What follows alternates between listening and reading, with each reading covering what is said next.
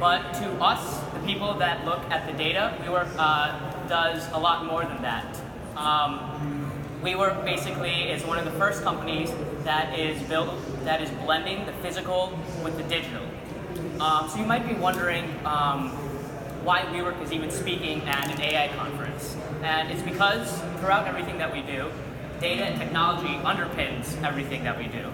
And this manifests itself very well in the physical side of our product. For example, anytime WeWork is building out a new space or constructing a new building, we know exactly how many screws it's going to take to complete that project before we step foot on site. We know that because we have the data.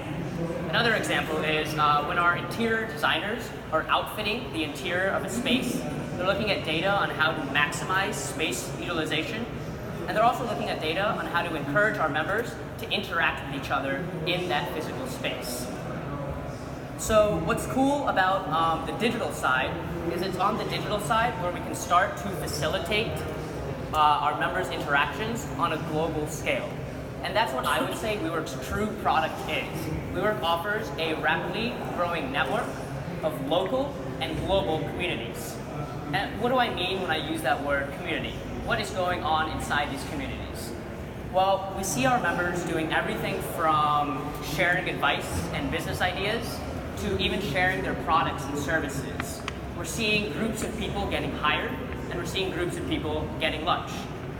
And as you can imagine, this creates a rapidly growing and increasingly noisy inventory of people, products, services, and other content.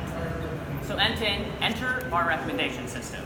WeWork has formed a team whose sole responsibility is to reveal this inventory to the right people at the right time in a way that helps our communities grow. I was the first member of the recommendation systems team. I'm the product manager. Kerry Liu is our senior data scientist. He was the first technical contributor of this team. And Alex Choi is our senior full stack engineer. Alex actually built our entire MVP from scratch single-handedly, which I'll get into.